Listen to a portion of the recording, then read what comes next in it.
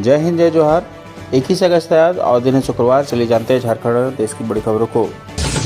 Jharkhand high court ने JPSC और food safety अफसर की नियुक्ति रद्द करने के आदेश पर रोक लगा दिया है।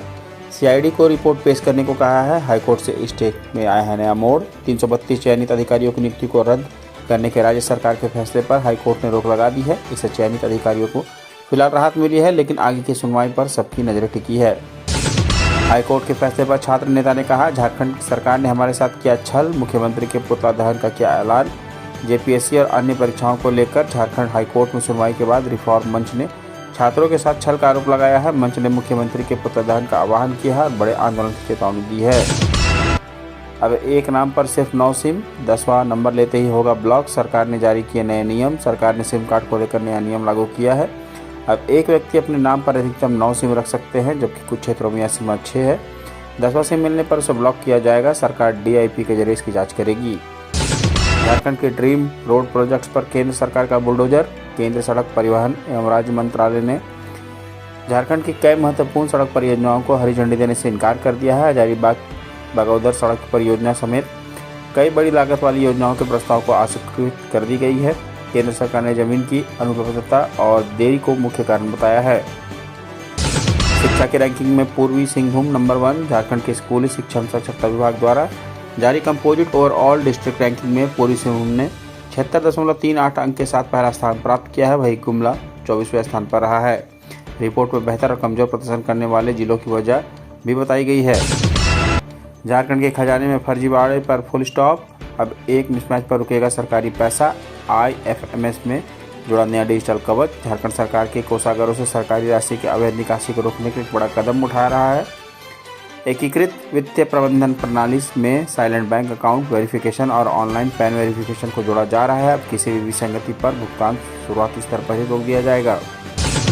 झारखंड एसआईआर पर बड़ा असर। अधिकारियों की सेवा खत्म।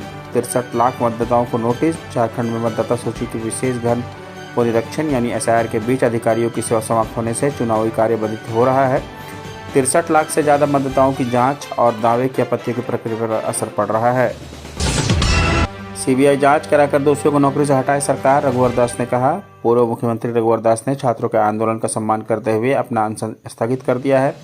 जेपीएससी जेएसएससी रिफॉर्म मंच के तले छात्रों ने सीबीआई जांच के लिए राज्य सरकार को 60 दिन का अल्टीमेटम दिया है।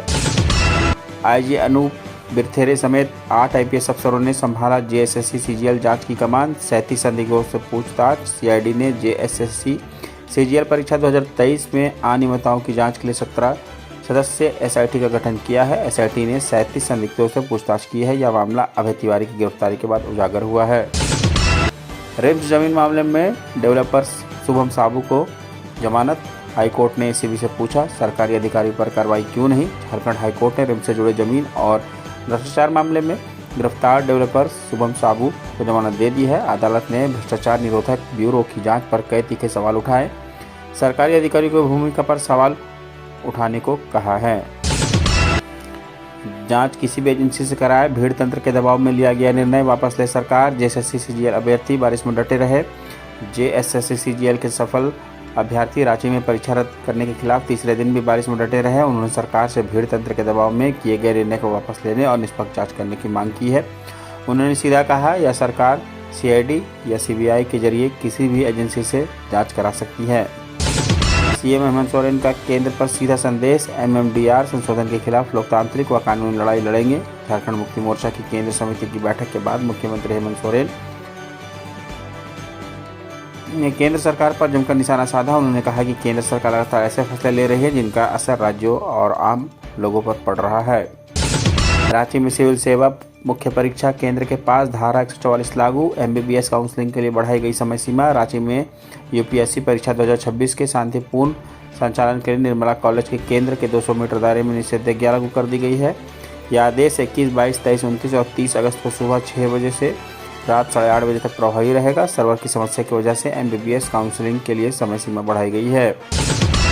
सेवानिवृत्त कर्मी से अतिरिक्त वेतन वसूली नहीं की जा सकती। झारखंड हाईकोर्ट का अहम फैसला। झारखंड हाईकोर्ट ने फैसला सुनाया कि रिटायर्ड सरकारी कर्मचारियों से 36 साल पुराने अतिरिक्त वेतन की वसूली नहीं की जा सकती, खासकर जब विभागीय जांच में आरोप सिद्ध न हुए हों।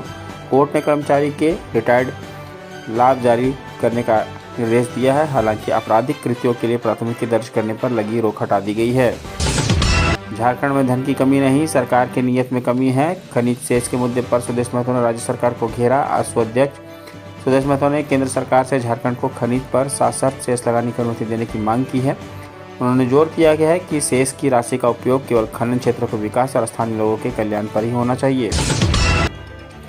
रांची में 22 से 23 अगस्त को सभी मतदान केंद्रों पर लगेंगे शिविर। फॉर्म 6 व 8 भरने के अंतिम मौका। विशेष गहन पुनरीक्षण यानी SIR के तहत मतदाता सूची में नाम जोड़ने और परिवार के सदस्यों के नाम एक ही मतदान केंद्र में स्थानांतरित कराने के लिए रांची जिले में 22-23 अगस्त को विशेष शिविर लगाए जाएंगे।